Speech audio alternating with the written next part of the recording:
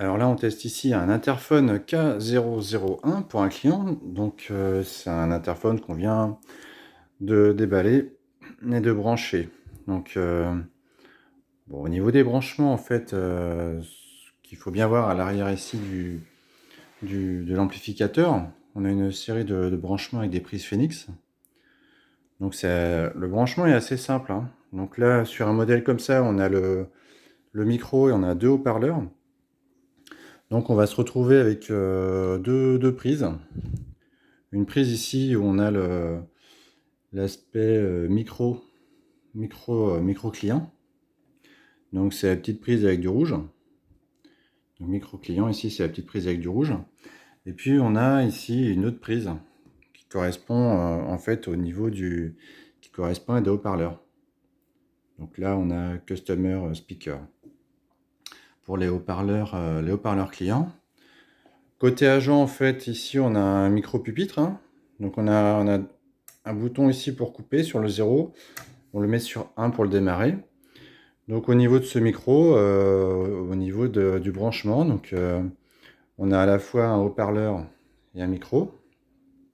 Donc, on va retrouver la même chose à brancher sur le bornier ici. Donc, on voit bien ici qu'on a la prise pour l'agent. Hein, Staff Mic, pardon. Donc c'est le micro agent. Et on doit également brancher le haut-parleur agent. On va le retrouver également ici. Donc en 5-6 en fait. Staff Speaker, donc haut-parleur agent. Ensuite, au niveau des branchements, sur ce modèle-là, on a une boucle magnétique. Donc ici, elle n'est pas dépliée. Mais ça se déplie pour mettre sous le comptoir en l'orientant bien vers la personne malentendante. Donc ça, c'est intégré dans le comptoir. Vous n'êtes pas obligé de l'intégrer.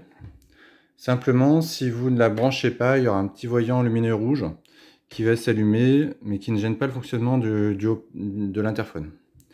Donc la boucle magnétique, elle a directement une prise ici. C'est marqué loop hein, pour boucle. Donc elle est raccordée à cet endroit-là. Donc ici, si je parle dans le micro, hein, 3-4, 3-4, 3-4, donc on va bien entendre le son qui va sur les deux haut-parleurs. Et puis côté agent, en fait, hein, donc ici, si je parle à ce moment-là, ça ira bien sur le haut-parleur de l'agent. Donc le micro client, quand on parle dans le micro client, on va diffuser le son dans le haut-parleur agent.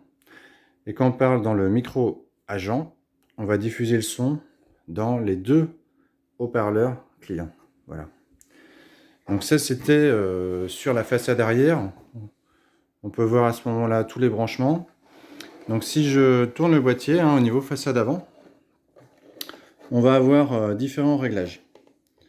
Donc on a surtout des réglages au niveau des volumes. Donc sur ce boîtier amplificateur ici, on a la possibilité de régler facilement à la fois le volume côté agent ou côté client, visiteur. Donc on a les deux réglages possibles de manière distincte. Donc là on voit que tout est ouvert, donc il n'y a pas de particularité, pas d'anomalie constatée sur le produit. Et ce que je vous disais, c'est que si on débranche, donc là si je débranche la boucle magnétique, là je vais débrancher la boucle magnétique. Dans ce cas ici, on voit on a un petit clignotement rouge.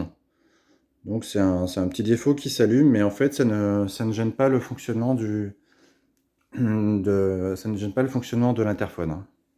C'est-à-dire que là, bonjour 3-4, 3-4, 3-4, 3-4. Donc je peux continuer à parler normalement.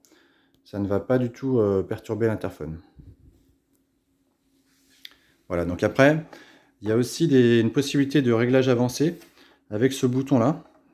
Ça, on peut le décrire dans le mode d'emploi ou également on fera une vidéo à ce sujet en fait. Hein.